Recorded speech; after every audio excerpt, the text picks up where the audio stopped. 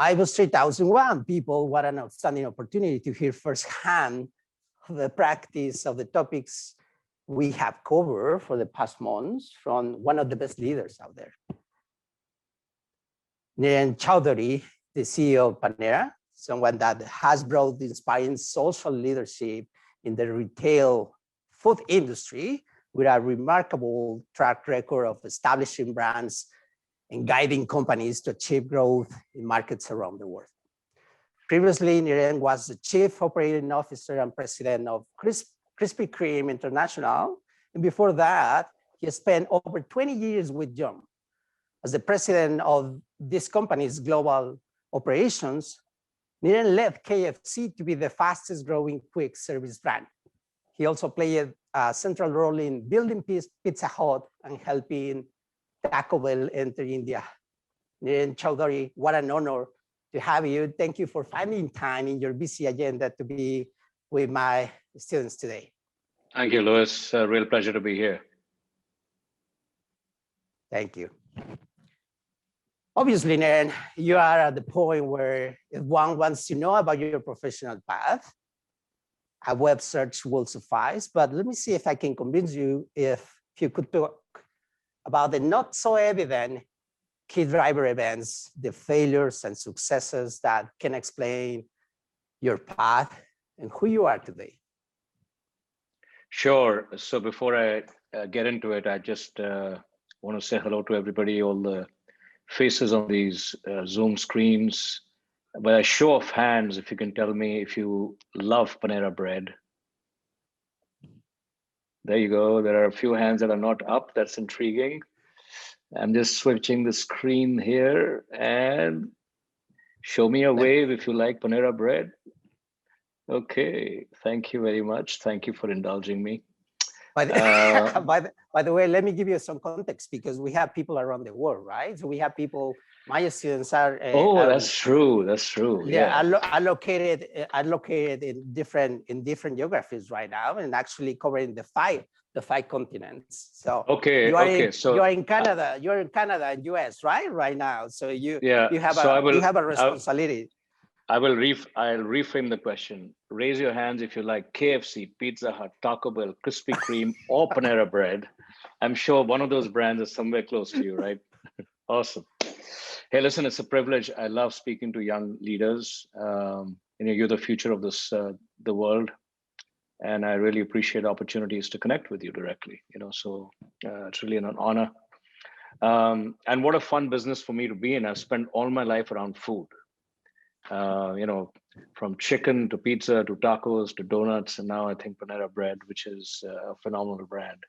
So for those who don't know Panera Bread, we're a $7 billion company. We have 2,500 cafes. We have 140,000 people, and we are the #1 leader in fast casual. And the promise of Panera is that we serve food that is good and also good for you. So it tastes great, but also has great ingredients. So that's kind of the promise of Panera. So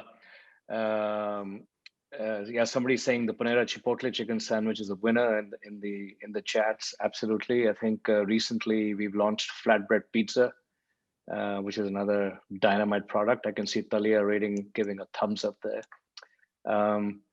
I feel really privileged to be in such a fun industry. But honestly, every day I don't feel like I'm working. I just feel I'm having fun. So that's a real privilege. To your question, Luis, I think I would say what has shaped me is perhaps explore that in 3 areas. One, kind of what is my purpose? Who am I? And what kind of experiences have I led? And I think especially in the context of where the students are, these are some questions to really think about. So one thing I would like to ask you is how many of you have clarity of your purpose, that you know what you want? Show of hands. So some of you, a few, maybe 10%. On the other screen, even fewer. So I think very few, maybe I would say 10% of you have clarity of purpose. And it starts there. So my purpose is I want to inspire myself and those around me to be the best version of ourselves every single day. That's my purpose. So at whatever I do, you know, the way I lead, the way I coach, the way I learn, my commitment to the community, the way I turn up as a father, as a husband, as a friend, as a musician. So I play the guitar. I'm in a rock band. I do martial arts. You know, I play tennis and so on. So my whole vibe in life is I want to be the very best that I can be at whatever I choose to do. But not only about myself, I want to inspire others to do it.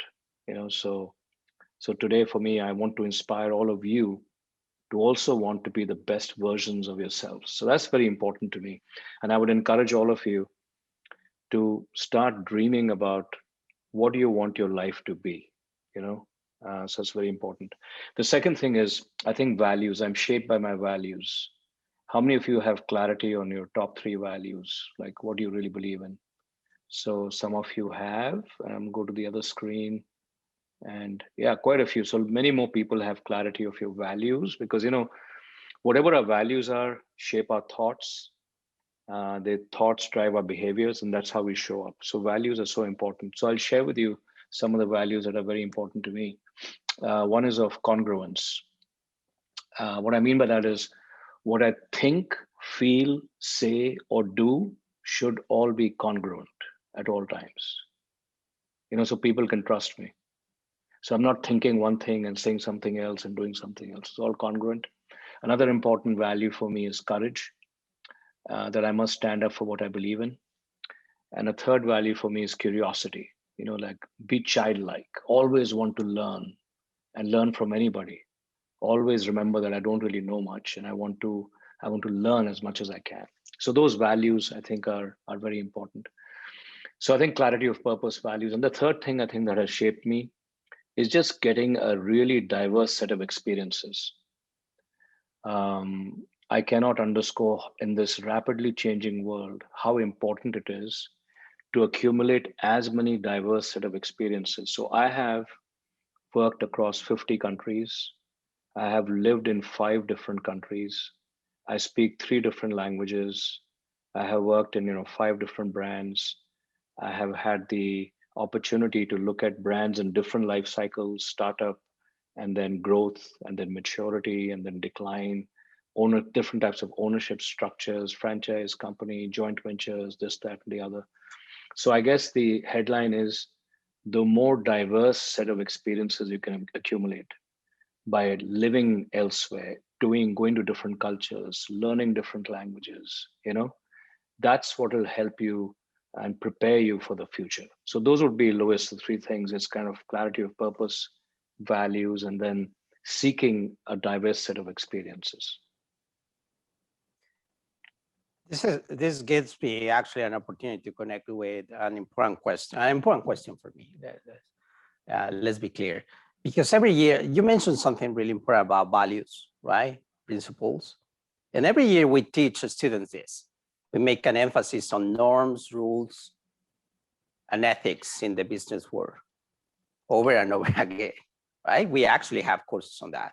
But every single year, we have plenty of cases of managers, decision makers, and even companies that not only get away with wrongdoing, but they use corruption, they use malpractices to strengthen a market presence. They seize a competitive advantage.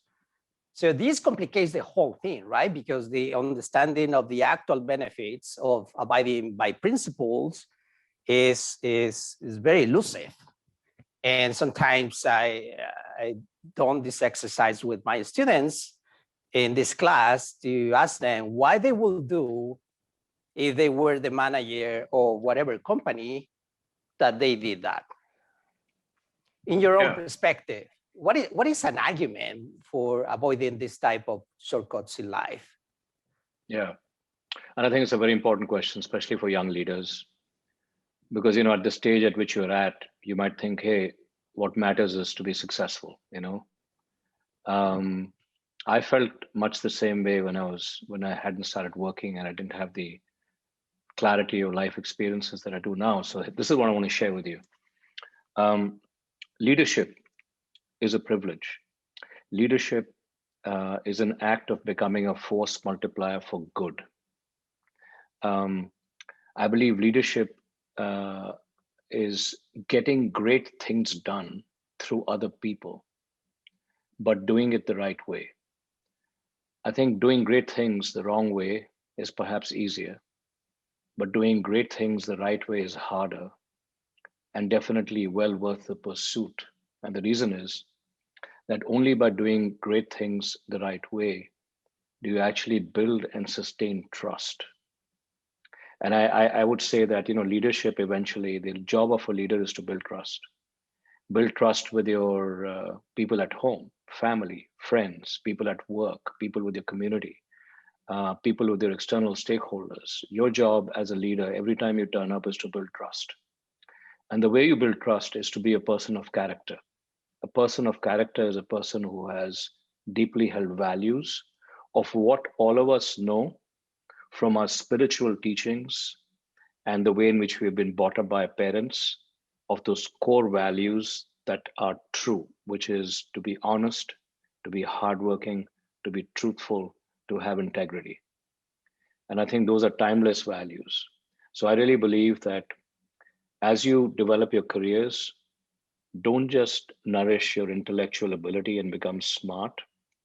Also remember to nurture and nourish your character and become good, like good human beings, leaders who believe in the values around integrity, and then living that every single day. I really believe that um, leaders who do that and lead through that lens of integrity, even when nobody is looking, form deeper, more trusting relationships in their personal and professional lives, and therefore have a more enduring impact of change over their lifetime. So that is certainly my conviction. When you talk about this for these young leaders that one day will be driving their companies to do something, to do action, what do you think the stance of contemporary companies should do in terms of societal issues? Because we see this an engagement by companies around the world in addressing grand challenges, every type of challenge, even super diverse challenges that are relatively new for many companies around the world. Yeah. Bringing social innovation. What is your take? Because on the other hand, we have implicitly this idea that companies should maximize profit, right? And yeah, believe it or not, this is a big cornerstone or coursework in not only the business school, but in education nowadays. So what is your take about this? Sure. So my belief is that the first and foremost responsibility for any enterprise is to be financially successful.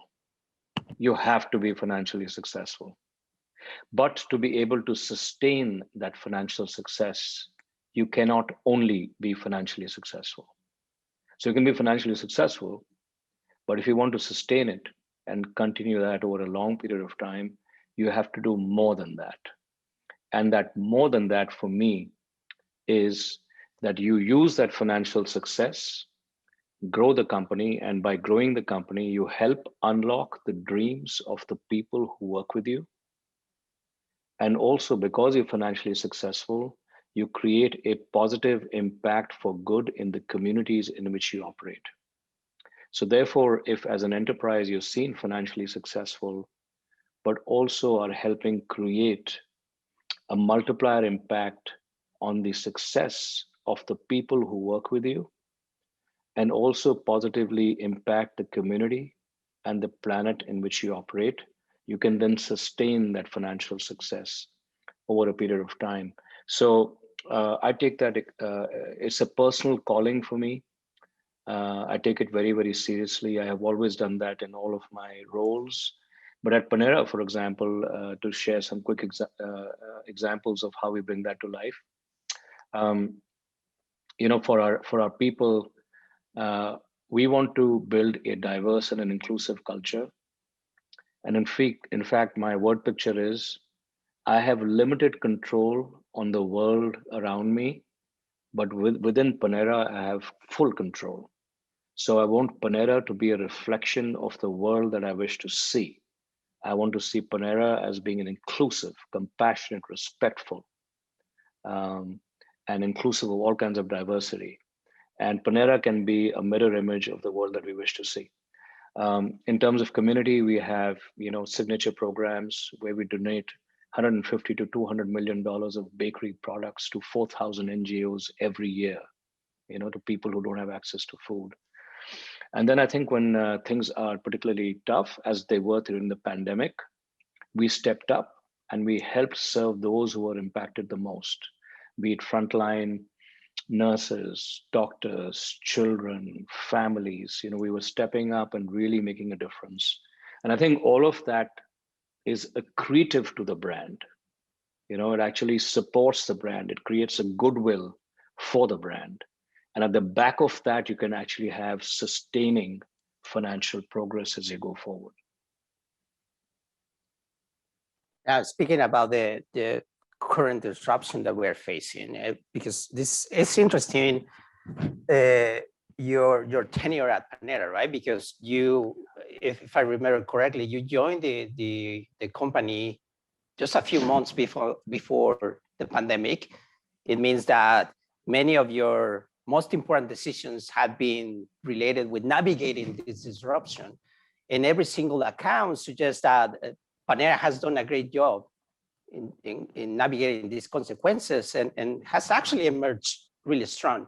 And this is remarkable because we see many cases of companies in different industries, some industries more than others, obviously, but firm size, firm experience, number of assets are not necessarily explaining why some firms are more able than others to navigate shocks like this.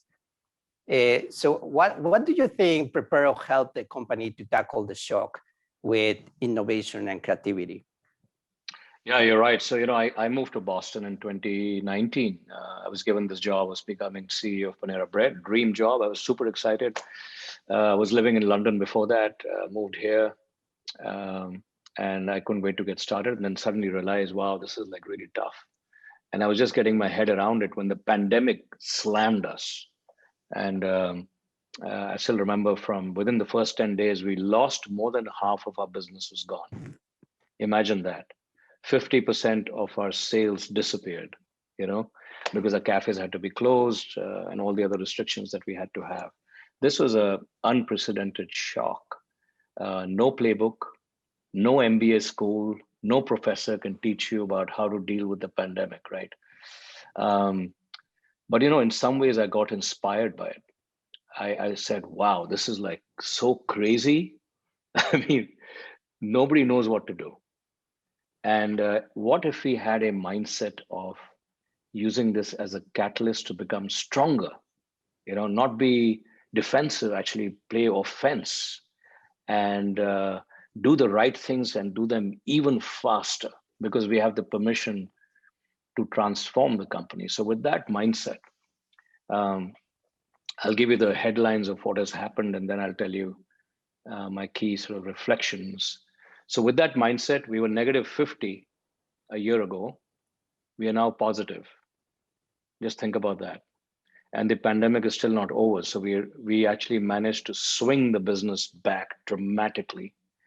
And the reason was because we just had this mindset of how do we get stronger? So like you said, Luis, we are emerging as a stronger brand. We're a stronger team and culture, and we have a stronger business model. It's crazy, but we're actually much stronger because of the pandemic. So a few metrics. Before the pandemic, we were 40% off-premise. Off-premise means, delivery, takeout, rapid pickup, drive-throughs. We pivoted to now close to 85% off-premise. That's remarkable. Before pandemic, we were about 30% e-commerce. We shifted to close to 60% e-commerce mobile led. And interestingly, pre-pandemic to now, we have reduced the menu complexity by almost 30%. So we made it simpler to execute, and with more off-premise, more e-commerce access, and rapid fire innovation. We launched this flatbread pizzas, we did this coffee subscription program, and did all kinds of very aggressive moves. So all of that collectively has given us a lot of momentum. If I were to share with you what really helped, a couple of things. One is, whenever I'm in trouble and I feel overwhelmed by what's happening around me, the first thing I do is to take ownership and say, let me just cut out all the noise and focus on what I have control over. So not worry too much about what's happening around me, how long will this pandemic last, and what will happen, etc. Just forget about that. Just focus on what you can do. So some examples: we launched a new grocery business at Panera in like 2 weeks. We launched a curbside service at Panera in 1 week. Just shows like those were things we could do, and we did it very fast. The second thing I think on reflection is lead with your heart. That it's even when you do tough things, you can do it with compassion. So I had to furlough 40,000 people. Just think about that, 40,000 people. I had to cut salaries. I had to eliminate roles, But I wanted to do that with compassion. So I reached out to the CEOs of CVS and Walmart and did an arrangement with them whereby they employed temporarily my furloughed associates, and then I took them back once the business came back. So leading with heart was the second thing. And the third one is this metaphor of when there's a storm that's raging, let's build windmills and not dive into the nearest bunker. Let's look at opportunities to look for opportunities even in the chaos. So I'll give you an example, and we're doing that constantly.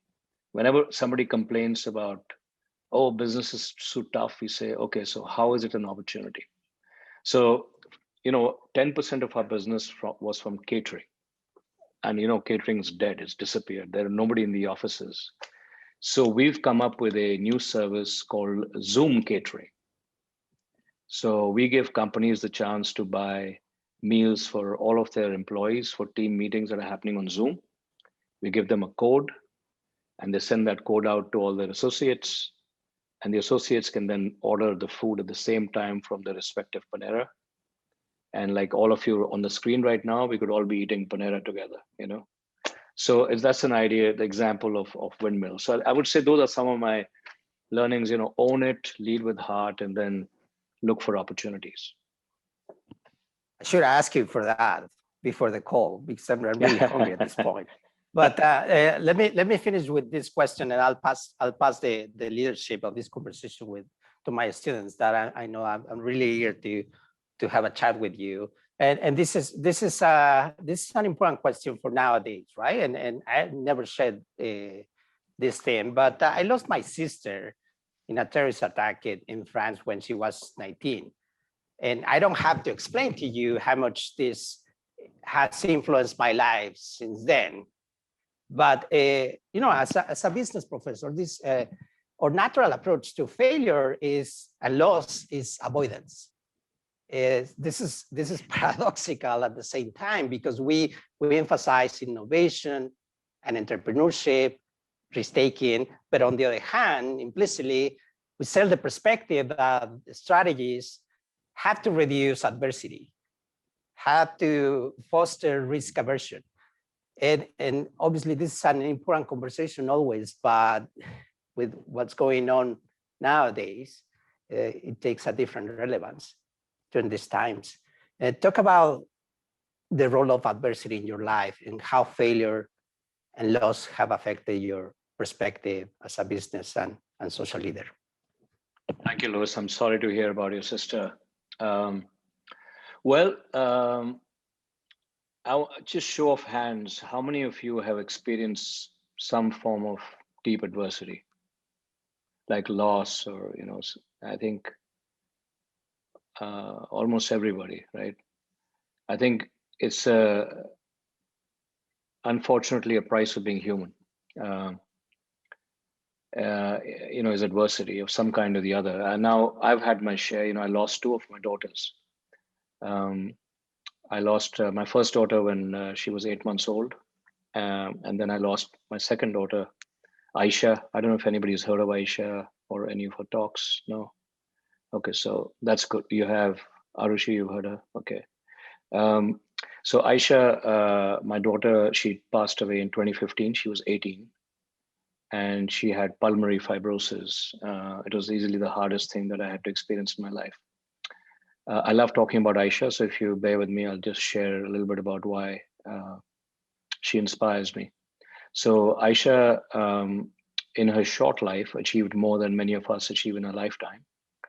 She has 2 TED Talks on YouTube, over 1 million hits each. I would recommend you have a look if you like. Her name is Aisha, and my last name Chaudhary. She also wrote a best-selling book called My Little Epiphanies. Just a few days before she died, she finished that book, which is her reflections on life and death, how she felt, a 18-year-old girl trapped in the body that was failing her. And then she was so inspiring that recently a movie has been made about her life. It's called The Sky is Pink. If you all have Netflix, go to Netflix and have a look at The Sky is Pink. It's based on my daughter's life. So you can imagine a young girl of 18 years, she's achieved so much. And I think everything to do with resilience, I have learned from her. And I would break it up into 3 most important reflections for me on resilience. First one is courage. And Aisha writes in a book, pick the highest mountain to climb on and the dullest of the days to shine on. That you can't help the cards that life deals you, but you can certainly help how you play those cards by jumping as high as you can from wherever you are, by focusing on what you have control over and not on what's happening to you. So I think that's the first thing. That's why this thing of owning it and courage and focusing on what I have control over is a very important way to get beyond any adversity that you might be facing. The second thing I think is what Aisha taught me is that you can see everyday miracles around us through the lens of gratitude. If right now you just step back and through the lens of gratitude, think about all the wonderful things around us, the people that we love, the people who love us, how fortunate we are compared to so many others to be here today talking to each other. I think just having this practice every day of gratitude every single day, I think is a very powerful way for us to get beyond adversity. And finally, I think Aisha writes in a book, if you can't change your own life, there's always someone else's. And I think she realized that the true act of joy, true joy lies in the act of giving. And therefore, I think looking for ways to serve others, to be of use to other people, and making a difference in the lives of other people is a way of getting over adversity. So I share those 3 thoughts inspired by my daughter. Resilience, which is, I really think life is nothing but resilience in the face of adversity and having the tenacity to just keep going. You get knocked down, you get up and you walk. You get knocked down, you get up and you walk. You get knocked down and again you get up and again you walk, and you keep trying to be the best that you can be by focusing on what you have control over. So that's what I wanted to share. And we appreciate that you shared that. And thank you so much. And I'll ask my students to come up with questions. Thank you so much. Thank you, Luis. Siddharth. Hi, Mr. Chaudhary. Thank you for speaking to us. My question was, in when you go through as someone in a leadership position, when you go through difficult times that are out of anyone's control, like you spoke about the pandemic, what do you use to keep people seeing, the people who may be working under you or working for you, seeing the bigger picture? And how do you convince them of that in a way that they'll understand? Because oftentimes when you're in a leadership position, you're looking at different things and you're looking at things differently naturally because of your position. But how do you explain that and motivate people who may be working for you in a way that makes sense to them and is applicable to their lives? Sure, good question. So I think I would say clarity, candor, and communication, I would say. So clarity, I mean, when you're in a tough situation, firstly, defining what's important is very important. Stepping back and saying, okay, guys, it's like rough seas out there. What's truly important? So in the pandemic, very quick, early in, I shared with the team the two most important goals are: one, to protect our customers and associates, protect the safety of our customers and associates. Second is to preserve and protect our brand and business. That's it. Those are the two most important things: safety, and then preservation of our brand and business. And then having clarity around, if these are the two most important things, sharing with them how I intend to make decisions. So I shared with them very openly, listen, I will do whatever it takes to do these two things. I'll have to take some tough decisions, but you will always have transparency, candor, empathy, compassion, respect. You can expect that from me. I will have to make tough decisions. There's just no way around it, but I'll do it with heart and compassion. Also reminding them that this will not last forever. Mankind has been through all kinds of challenges in the past, we'll do in the future. This will have a finite life. So I'm not going to burn the furniture. I'm going to basically do minimum damage, and I'm going to protect us to get to the other side. And the third is, I'm going to use this actually to play offense and see how we can get stronger because of it. So the first thing is clarity, like, what are we trying to do? What's truly important? What are the filters? The second is, candor. I really believe that you can build trust in tough times only by being very honest, 100% transparent, and 100% candor. Whatever good, bad, ugly, you share it. And as you know things, you tell people. So when we had to furlough people before they heard it from anybody else, I had town halls. I would tell them salary reductions. I started with my own salary being cut, position eliminations, So just having massive amount of open, candid conversations. And the third, I think, like I said, is communication. I really believe that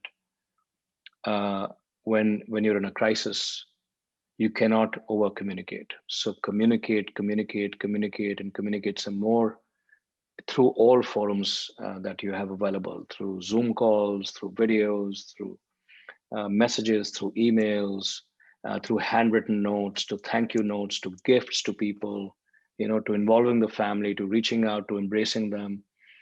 I think I would say those are the three things that are very important.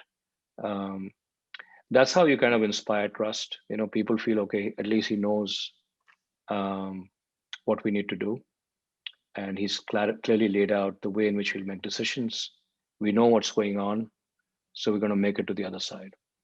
And then I think finding ways to celebrate the small victories. So imagine in the middle of the pandemic, we're -50, and we set up the grocery business in 2 weeks. We actually stopped and had a half an hour celebration, even at -50, -60.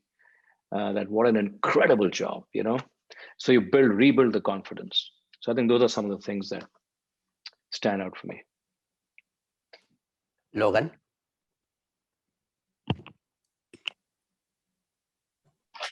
Yeah, my question was, it's kind of like a two questions, if you don't mind asking kind of both of them. But just in terms of past experience, I think like you definitely sound like a really great leader, and I'm kind of curious where a lot of that leadership development came from, if it just came from experience or something that you actively did. And in regards to your past experience at other companies, one thing we talk about a lot in this class is like fallacies and making mistakes. And I was curious if how you kind of like make sure that you don't take mistakes, you don't let like negative experiences at past companies, you let that decision making affect your decision making now at Panera, or even good situations, how you treat it differently. Can you explain the second question again?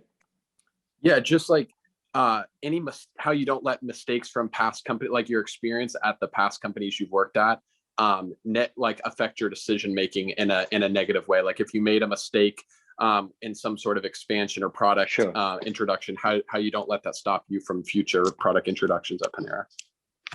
Sure. So I would say the headline is to be a lifelong student, and to have a childlike curiosity, and to know the best thing I can share with all of you is that you all recognize that we know nothing, that we have no arrogance around knowledge. That if you imagine that if this is the world of knowledge in the world, we don't even know this much. And I think many of us feel that we know a lot when we actually don't know anything. So I think being humble in that realization that we don't know much is a very important mindset. And what that therefore means is that I'm always learning, I'm always curious, I'm always seeking, and I'm never quite the finished product. I have no pride or ego in who I am, right? I'm always evolving, always learning, always getting better, right? And I have a maxim of you have to learn, then you have to unlearn, and then you have to relearn, and then the cycle keeps continuing. That's the fascinating aspect about learning, because no lesson that you learn is valid forever. As I've found out in my own career, I thought, okay, I've learned this, now I can apply it here, and then it fails and bombs miserably. So you know that you can't just copy paste. Life just is not that simple. So I think you need to know what to learn, then what do you need to unlearn so you can relearn and reapply. So I think you can do that only if you constantly have innate curiosity. So there's one thing that you can take away from today. It is around like childlike curiosity. Just put a sheet on your computer screen, say, I know nothing, and look at that 500 times a day for the rest of your life. I think it is that arrogance of knowledge that becomes our biggest downfall. I've had many failures like anybody else. I've made tons of mistakes. They hurt a lot. They wound your pride, and you suddenly realize you're nowhere near as good as you think you were. But like this thing of resilience, you say, okay, what can I learn from this? Okay, if it happens again, what will I not do? So I think if you haven't, like they say, just like a child is learning how to crawl and then to walk and to run, and you have to fall down, you have to kind of get off, fall off the bike, and then you learn, and then you fall off again. So I think that is exactly the process of leadership and learning. Is you will make mistakes, no doubt about it. There's nobody in this world who can get it right. No one. So I think staying ahead of that, the only way you can do it is by learning. And the reason why is that there are thousands and thousands of leaders far more gifted than us who already walked the road, and they've already codified what they have learned in books and memoirs and speeches and all that. It's already out there. So seeking all the time, being curious, learning, absorbing as much. The more you will read, the more you will learn, the better you will be. So that's what I would say. And I think to your question around leadership journey, I think I've been very blessed to have had fantastic mentors along the way. People who believed more in me than I believe in myself. and who have shared their life lessons in a similar way, like this chat that we're having. So I can actually accelerate my learning. I don't have to go through the same experience. In half an hour, you're getting my experience of the last 30 years, right? In a encapsulated form. So like that, if you find more people who you can actually learn from, I think you'll become much better faster. Thank you. I have 11 questions, and then Samir first, Sujal, Alek, and Abdul, and I'll say the next later. Okay, thank you, Professor, and good afternoon, Mr. Chaudhary. My cousin's wife, her name is actually Ayesha Chaudhary, so I thought that was an interesting connection. But I really enjoyed all the things you had to say. I found a lot of personal connections with them, and I know, like in my experience, that I really believe a lot in like leading with integrity or leading with the heart and kind of doing more servant leadership things. But I kind of feel like very often I can try and maybe tell that to someone and they get a little bit cynical about it. And I think that cynicism in a way kind of derails that sort of leadership, at least in my experience. And I was wondering what kind of methods you take, what kind of actions you take to sort of uproot cynicism from an organizational structure or in your own teams or even at like smaller Panera stores to make sure everyone kind of continues to affirm the tenets of servant leadership and leading with integrity. Yeah, I think the best way you can, and I can recognize that, people might say, oh, well, this sounds too floozy and this is not from the real world. And because there are many examples, by the way, of very successful leaders who are very task orientated, right? Steve Jobs, is a great example. Jeff Bezos has his own style of leadership, and there are alternate ways of becoming insanely successful. And one of the questions I've asked myself that, is my leadership style too soft? And will I ever become as successful as these great leaders who created $1 trillion valuation, And I had said, well, I don't know, but I don't want to be that, I don't want to be that, because there is no one definition of success. It is not your market cap that defines success. When I'm done, and if people were to say about me that here is a guy who helped me become the best version of myself, and I am more successful and my family is happier because of the fact that our paths intersected and the opportunities that I got, and I'm a better human and a better person, I would feel happy with that. If I'm able to positively influence planet, if I'm able to influence global warming, if I'm able to help and contribute towards hunger, I'm able to contribute towards inclusion, diversity. There's so many things that need to be addressed. So I could have a different canvas, for example. So I have asked myself that question. So I think the important thing is you have to be authentically you. Whatever is you. I mean, if you are wired up to have more of an edge, be that. If you're wired up to have more of a compassionate leadership style, and as you know, my leadership style is greatly influenced by my own personal losses, right? I've lost 2 children. It's made me a lot more empathetic and more compassionate and more caring, right? Some of you may not have that experience or may not relate to it.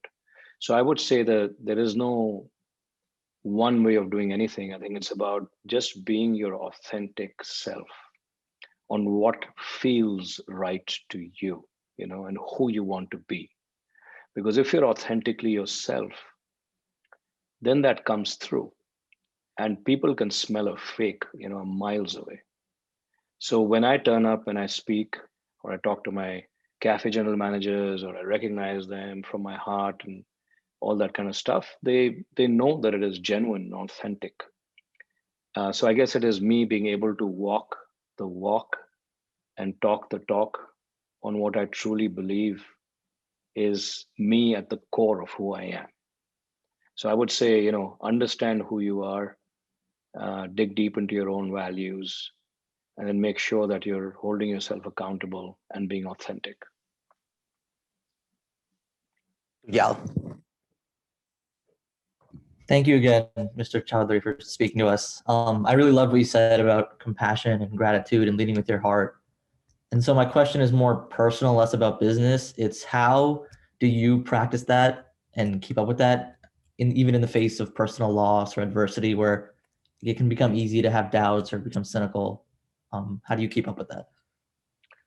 You know, so when I lost my daughter in 2015, I lost myself.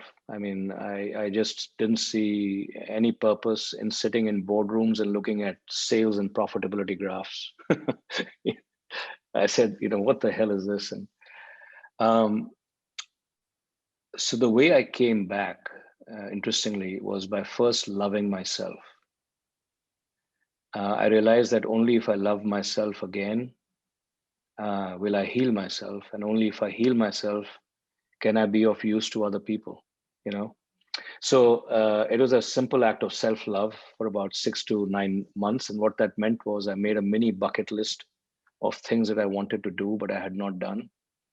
I always wanted to go to Harvard. I think for those of you who come from India or Asia know, it's always, you know, every kid's dream. I want to go to Harvard. So mine was no different. I couldn't afford it when I was younger. So now I thought I would go there. So Harvard was number one. Number two was I wanted to release my own music on Spotify and iTunes. Not that anybody would listen to it, but I wanted to know that, okay, my music is out there. And third, I love talking to students, you know, like you guys.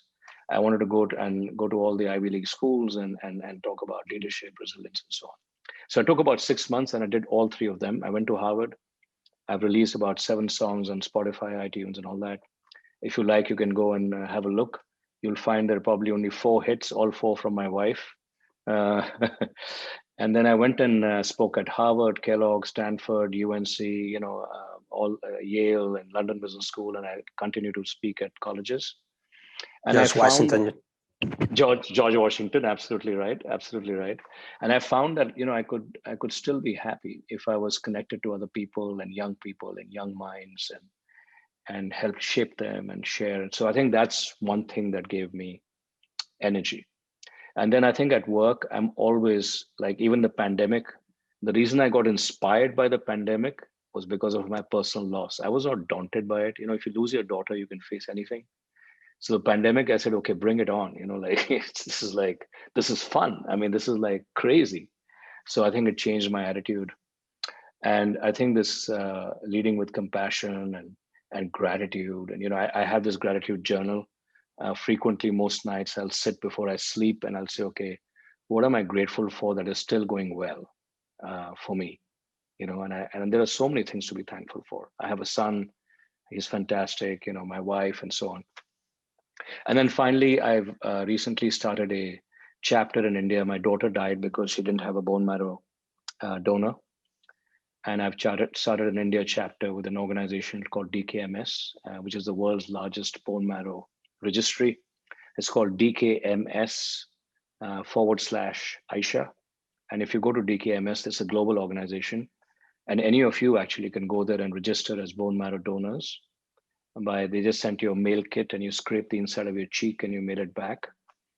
And then you're on the registry. And if anybody in the future requires a bone marrow transplant, they'll give you a call. And imagine the joy that you can feel if you save a life.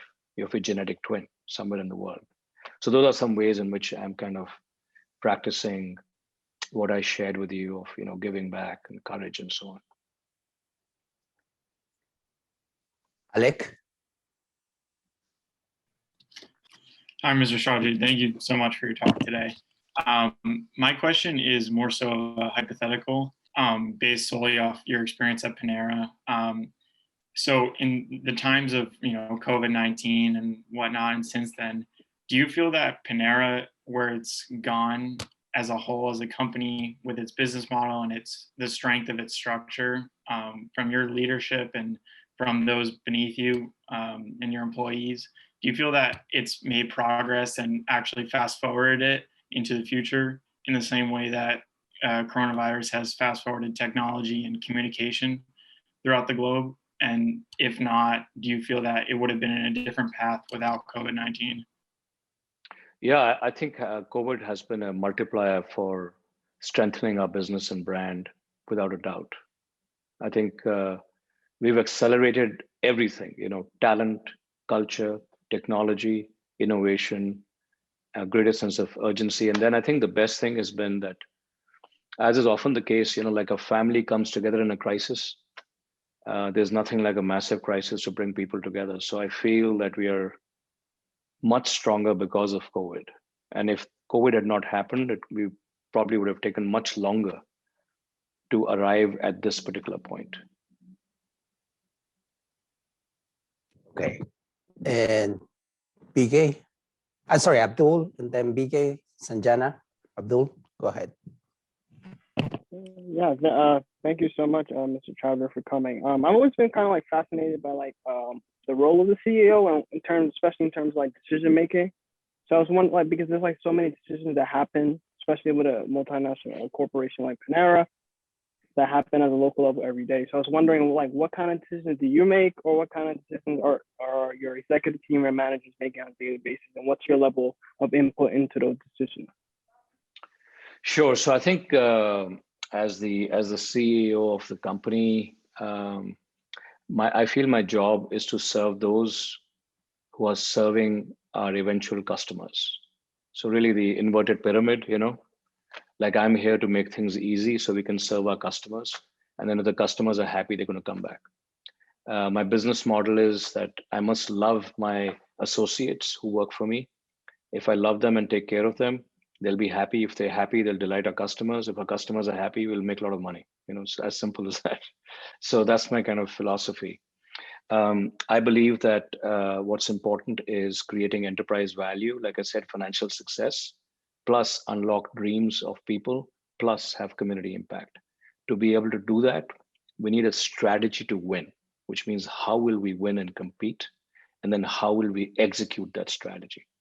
I believe as the CEO, it is my job to be involved in co-shaping with all the stakeholders what that strategy is, but also to ignite the right culture and capability to drive execution. So I think it's the construction of defining how we will win and what is the organizational architecture required to make it happen, to execute. And that comes down to having the right people doing the right things the right way. And that's essentially my job. So my job is articulating the purpose, the mission, the strategy, execution blueprint, and then get the right people doing the right things the right way. But your question reminds me of what my kids used to ask me when they were growing up. What do you do all day? You just go there and eat food. You just eat, chicken, you eat donuts, and you eat pizza. You just have a blast. You just have a lazy job. I don't know what you do and why they pay you so much money. But it's a privilege. I'll tell you this. It's probably, this Panera job is the best job I've ever had. And a lot of that is down to the quality of the people that I work with, my leadership team. So I would say I am as strong and as effective as my team is. That's my mindset. And So, think of me as the head coach, but I'm nothing without the players, Okay, so we have 11 people that want to talk to you, Niren, and 8 minutes left. So you know our numbers better than me. Let's see if we can do it. And we have BK, and at some point, I'm going to ask you if you have to leave, and Niren, and the rest, obviously. I can take 5 more minutes if you like. Okay, awesome, thank you. So BK. Hello, thank you for coming today and for being so open with us. My name is BK Prom. I'm a sophomore at GW in the School of Business. And my question was, what advice would you give to students like us, or like looking back when you were our age, what is the best career advice you could give, or something you wish you knew before your career? Seems like a long time ago now, big guy, I think, when I was your age. But I would say a couple of things. If I were giving advice to a younger me, one is that, build your character. Like, I think we all know that we have to build our competence. We have to be smart. We have to get good grades. We all know that. I don't think people tell us that character is even more important. I think you'll agree that in today's world, with all the changes around us that are happening, I think we need more and more leadership with more and more character. You know, people who believe in values, who stand up for what they believe in. And so I think character is very, very important. So that's the first thing. I think the second one I would say is about this aspect of have childlike wonder. Every day, wake up and have this obsession to learn and absorb as much as you can of this incredible world that we live in. So childlike wonder would be another one. The third one I think is, that seek fulfillment in finding a way to express every single role in life that is important to you. Let me just explain.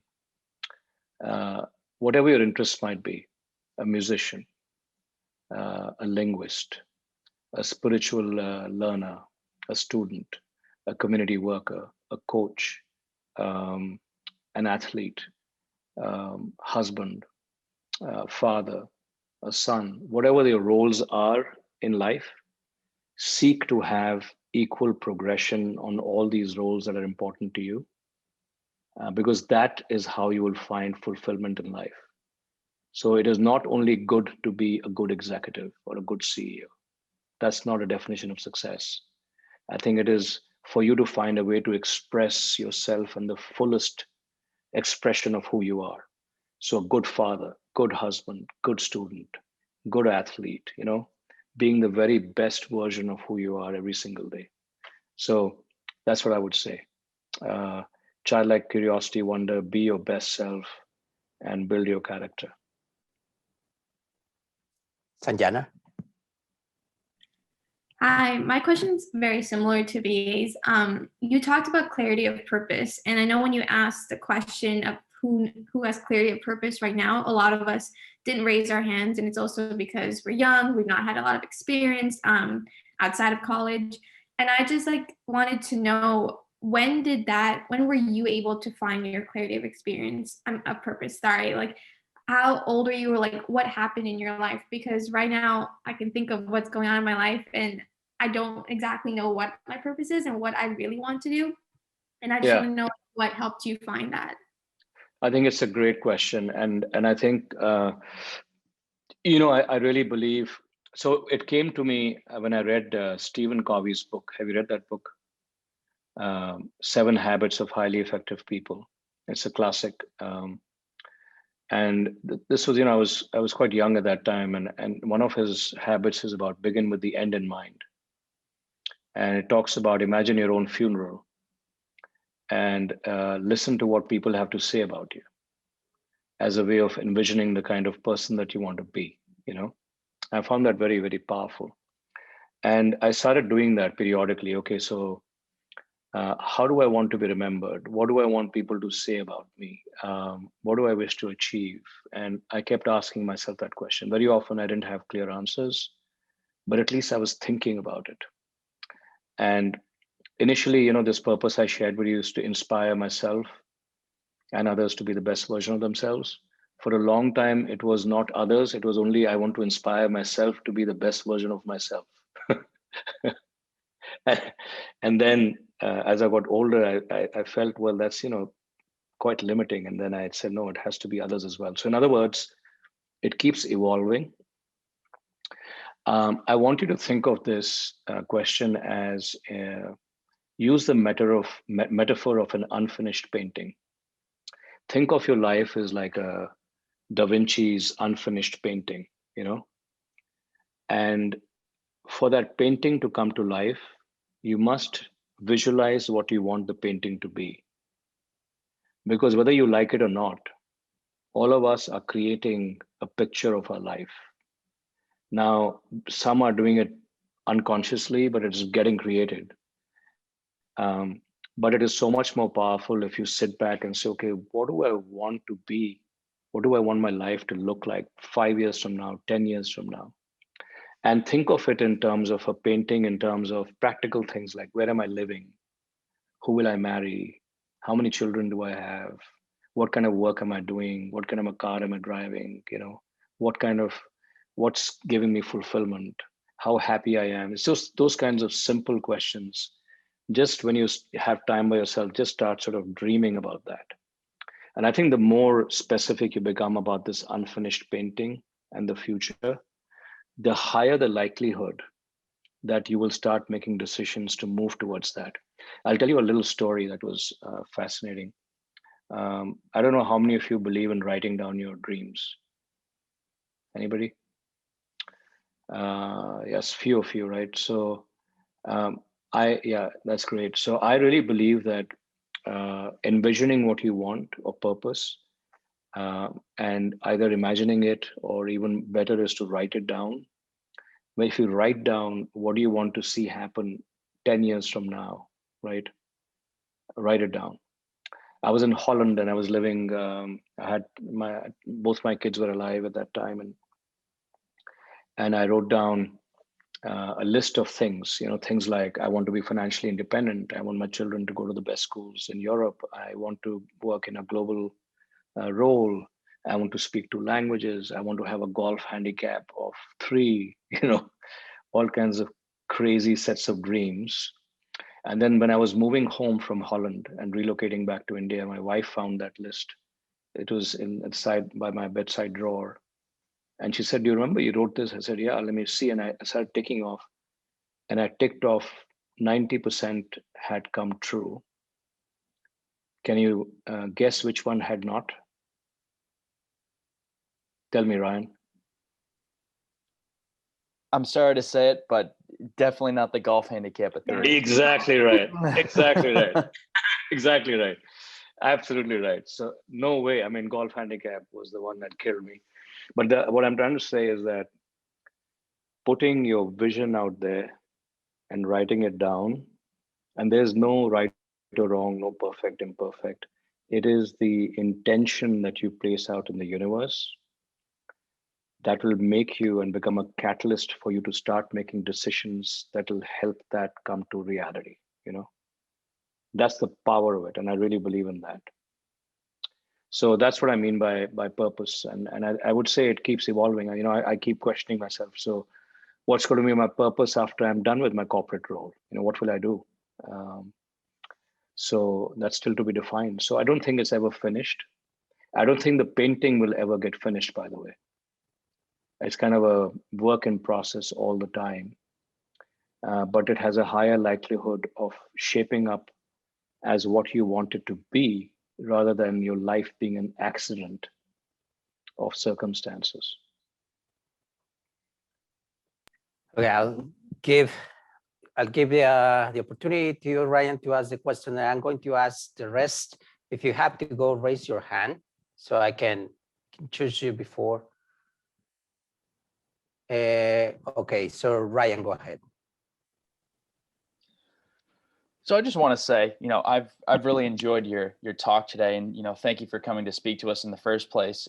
You just seem very genuine, and I want to thank you for that, because this is my last year at GW, and I've had a lot of people come to speak, and it just seems that a lot of the people that have come to speak here before have turned out to be a bunch of talking heads. So I really appreciate and admire your message. Thank you. So I guess my question would be, in a pandemic world where communication has taken such a hit, how do you effectively communicate your company's goals and values in an efficient manner? I think I've always been a big believer of communication, and I think I believe that you have to firstly have clarity in your own head as to what you're trying to achieve, what's truly important, and then say that you're going to say it, then say it, and say that you have said it, and then say it again, and then repeat and rinse again and again and again, a gazillion times before it actually sinks through the organization. We're leading a company of 140,000 people. And it continues to amaze me that things that I think have been said and understood are still not understood or have been received by people, you know. So I think using technology has been a massive unlock of making that more impactful. So we are looking at a lot of new ways to reach out to all our stakeholders, apart from, of course, you know, more frequent and etc. Things like podcasts. So I have a podcast that people can listen to when they like.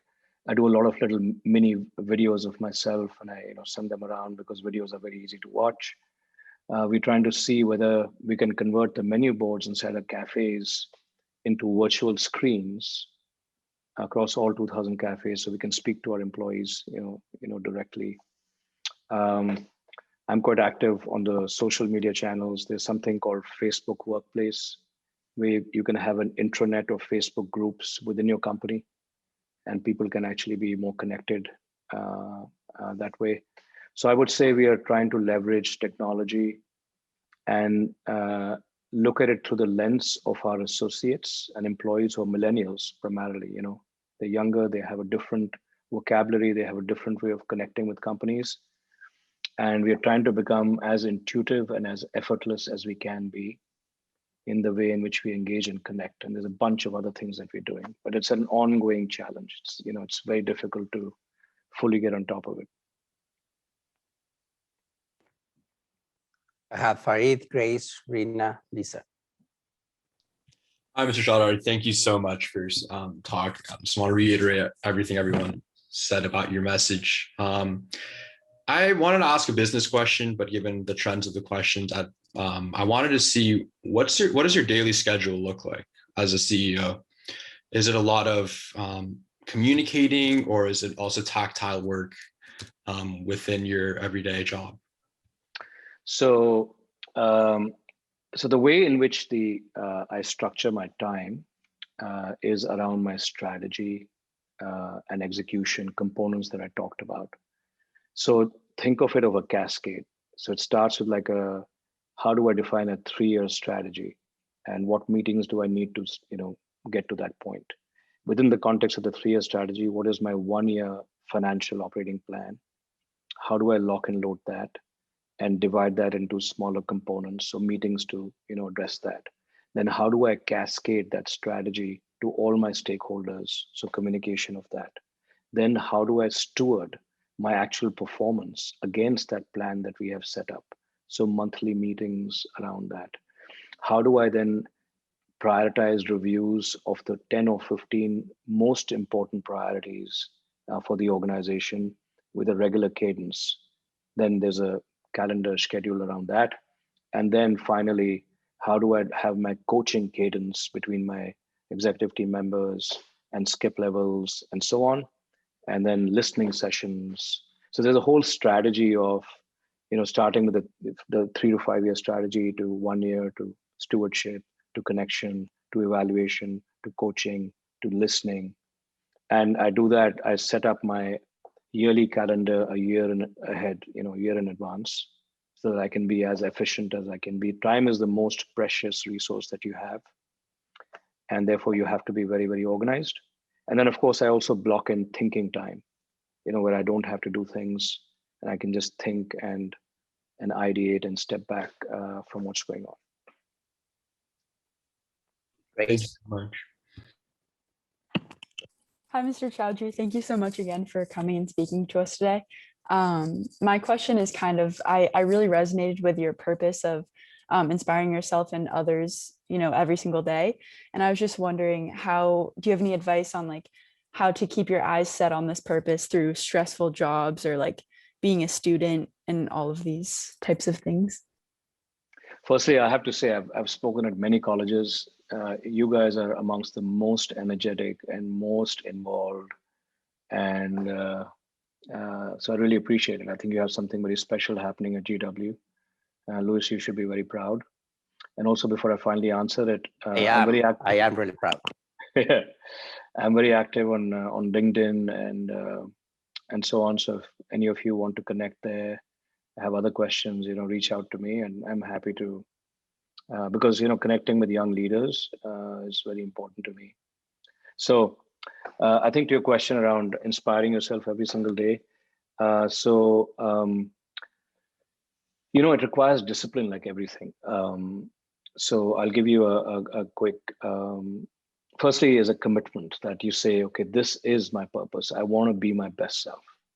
It's like, and you say, I'm not just saying it, I sincerely mean it, And then you say, okay, so what are the things that are truly important to me? So you say, okay, I'm a sister, I'm a daughter, I'm a friend, I'm a student, spirituality, musician, athlete, whatever it is, right? So list down all those things. Then say on a score of 0 to 10, how happy am I on these dimensions? So you might score yourself 2 somewhere, 3 somewhere, 4 somewhere, 6, 7, etc. Wherever you have the lowest scores, identify and say, why am I not taking some action? Like if you're not being a good friend, why are you not reaching out to that friend and letting them know or talking to them or making time for them? So ask yourself that question, what is holding me back? And then just make a small plan on a weekly basis of 3 things that you will do, take action on to make yourself feel better, around things that you're neglecting. And then again on Sunday, again, evaluate yourself and say, okay, how am I doing? Where are my gaps? What action can I take? And you will find that it'll become like an automatic habit. And you will constantly, push yourself into areas that are important to you, but you're not feeling fulfilled on. Thank you so much. Hi, I just wanted to say thank you again for speaking with us. So a lot of what you're talking about of like character, I've always personally been interested in. I think a lot of people, when they view, CEOs and great leaders, they look a lot of times at things like numbers and data and what schools they attended and etc. But I also think it's very important to look at like their habits, their behavior, like who they are as an individual. And a lot of the things that you were kind of saying, I wanted to know if you are like an avid fan of like Stoicism or if you read anything related to Stoicism. Well, I'm familiar with Stoicism. I haven't explored it in depth, but yes, some of my philosophies are sort of similar. But I think when I'm hiring people, I look for a certain baseline of intellect and competence, and all of this is on top of that. Like you have to be smart with heart. You have to have, so you can't just be heart, you have to be smart with heart. You have to have the head and the heart. You have to have the ambition and the compassion. You have to have the edge and the softness, the yin and the yang. It's like you need both. You need a bit of an edge. So I think that's more difficult. But I'm always attracted to leaders who have that.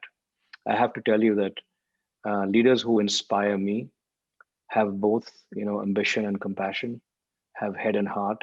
I'm drawn more to heart. I'm drawn more to people who convert pain into purpose, who care about people, care about things, care about the impact we're having on the world around us. I just naturally feel more connected to them because I really feel that our jobs as leaders and yours, when you become leaders tomorrow, you should think not confined to the boundary of the organization in which you work, but always think on, how can I have a wider, bigger impact? So for that, I think you need both. You need to actually sharpen the intellect and soften the heart, both. Yeah. Along with that, I just wanted to quickly add, if there was one book that you would suggest to like anyone like of our age in terms of like what's really impacted you and like your success, what would you recommend? I think Stephen Covey is a very good one to start. The 7 Habits of Highly Effective People. It's a terrific book. It talks about all character, and it talks a lot about honoring your promises, integrity. I think it's a fantastic book. It greatly shaped me when I was, searching and at your age. And write into me separately. I'll think of other books that have influenced me as well. Thank you so much. Okay, we're probably going to cover 4 more questions. Lisa. Hi, Mr. Chaudhary. Thank you again for speaking to us today. My question was just, What elements led to the decision to expand Panera's offered items and start serving flatbread pizza during such a severe disruption? And I was wondering if you think your history and past experiences with, for example, Pizza Hut had influenced it. No, my past experience with Pizza Hut or donuts or nothing. I carry that with me, but I always try and do what's right for the brand. So innovation was driven by just one objective: survival. We were getting our butts kicked. We were doing so badly. Our results were so bad. And on the other hand, the brands that were winning were the pizza players. Papa John's was having a blast of a year. Domino's was like exploding because people were sitting at home and they were ordering pizza and ordering burgers and ordering donuts, and people were not coming to Panera Bread. So I said, what the hell? I want some part of that action. And we don't have enough of a off-premise business. So can we have a product that is warm and shareable and a good family meal solution, but done the Panera way? So, our flour is 00 flour, which is the best quality flour. We have, 2 flavor cheese, fontina and mozzarella. We have hand cut vegetables, and we stone bake the product. So it's like very uniquely Panera, the best quality ingredients. So we came up with the insight that customers are looking for comfort food and home meal warm solutions that, you can serve through delivery. Delivery is exploding. So therefore we need an innovation quickly in that area. And, so the credit to the team, we were all sitting remote. We managed to create this product and launch it without being in a test kitchen together. It's like crazy, but it's done extremely well for us. It's just absolutely blown the doors off. So we're very happy about it. Jacob. Thank you so much for coming to speak to us. I was wondering, in what ways have people helped you throughout your career to help you get to where you are now? And in what ways has luck played a role in your career? Luck. I think I do believe in that saying, that even if luck knocks on your door, you have to be prepared, So it is true that sometimes the right things come your way, but you have to be prepared. So you have to be in the gym working out and like exercising and getting fit and ready for the big moment. So there's no shortcut. So you have to get up every day and you have to be, constantly on the treadmill to be your best self. And then of course, if there's some great opportunity that comes your way, you're ready and boom, you can go. So I would say, keep working, keep sharpening the saw, becoming the best that you can be. Many people have helped me. And I think the role of a mentor cannot be understated. I've had 2 or 3 people who stayed in my life for up to 15 years, 15, 20 years. And one of them is David Novak, who's the ex-chairman CEO of Yum Brands. He and I worked together for almost 20 years. He's still a friend of mine. He's my mentor. He's a coach. He's made me infinitely better than I would be otherwise. So I think finding mentors, people that you get inspired by, who help you become better, who invest in you, I think is absolutely critical. I think so. What you can do is to ask those people, that would you mentor me and would you be my mentor, and then see how you can actually give back to them in some way. So, but I think it's very important. Then we close with Hannah and Freddie. And thank you so much, Niren, for staying with us. Thank you so much for speaking to us today. You've inspired many of us, I think, and as many people that you've talked to, I think you've touched. I wanted to ask you, you have an incredible mindset. When you, or if have you encountered people that you have worked with in Panera that don't have the same mindset as you? And how do you approach situations where you don't coincide with the minds of others? And how do you sort of inspire them to think like you in order to better the brand? Or, pretty much when you're put in a group and you don't have someone that you really vibe with, what do you do?